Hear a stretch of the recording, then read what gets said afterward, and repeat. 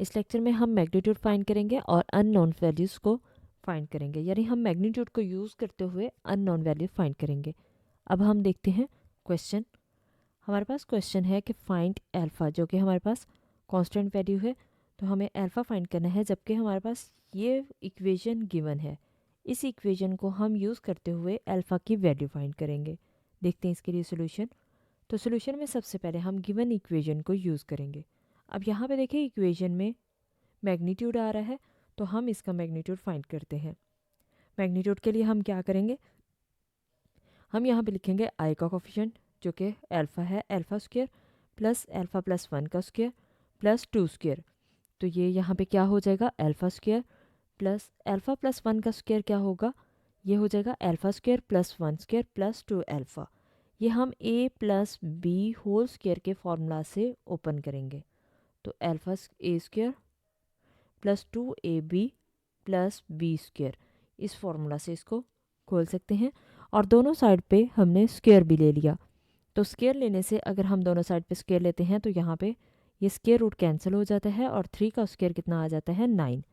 तो ये इसलिए वैल्यू आई। और इसको हमने अल्फ़ा, जो कि मैंने यहाँ पे ये फार्मूला लिख लिया है, इस फार्मूला के तहत अल्फ़ा प्लस 1 का होल स्क्वायर ओपन कर दिया और 2 का स्क्वायर कितना आ गया, 4।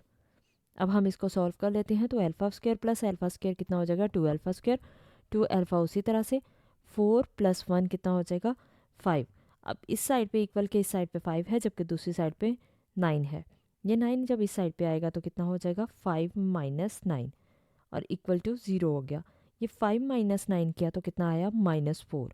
इसलिए यहाँ पे हमने -4 यूज़ किया है। अब यहाँ पे देखें कि ओवरऑल 2 कॉमन आ रहा है, तो हम 2 कॉमन ले लेंगे और या फिर लिख सकते हैं कि 2 से डिवाइड कर दिया।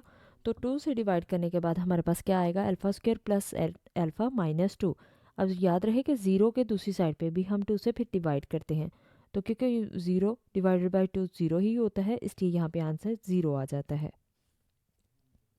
इसकी हम फैक्टराइजेशन कर लेते हैं।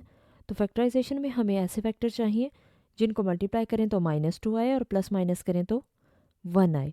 तो यहाँ पे 2 अल्फ़ा को जब अल्फ़ा से मल्टीप्लाई करेंगे तो -2 अल्फ़ा स्क्वायर आ जाएगा और प्लस माइनस करेंगे तो वही 1 अल्फ़ा आएगा। अब यहाँ पे हम इन दोनों में से कॉमन लेंगे और लास्ट 2 टर्म्स में से कॉमन लेंगे।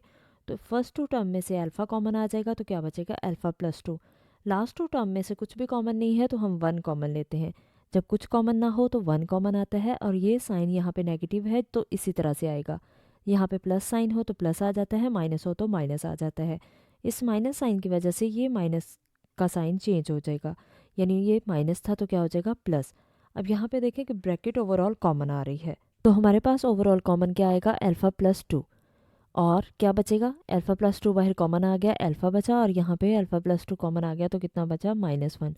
तो अल्फ़ा प्लस 2 और अल्फ़ा -1 हमारे पास इक्वल आया 0 के। अब ये दोनों का प्रोडक्ट इक्वल टू 0 है, तो इसका मतलब या तो फर्स्ट ब्रैकेट इक्वल टू 0 है या फिर सेकंड ब्रैकेट इक्वल टू 0 है। तो यहाँ पे हमने दोनों को इक्वल टू 0 लिखा। तो अल्फ़ा की वैल्यू यहाँ से क्या मिली, +2 है, दूसरी साइड पे जाके -2 हो जाएगा। अल्फ़ा की वैल्यू कितनी है, मिली -2। ये -1 है, दूसरी साइड पे जाएगा तो +1 आ जाएगा। तो अल्फ़ा की वैल्यू कितनी मिलेगी, +1। इसका मतलब यही दो हमारे पास रिक्वायर्ड वैल्यूज़ आ जाएंगी।